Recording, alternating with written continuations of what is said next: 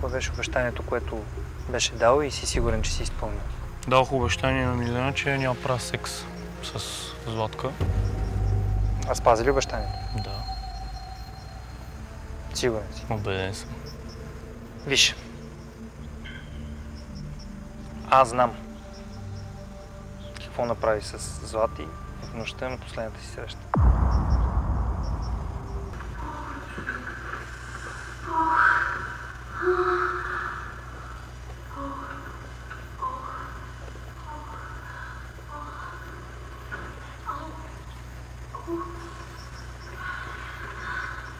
Как се чувстваш сега? По-неприятно с нощи. Би ли простила на Филип изневяра? Не.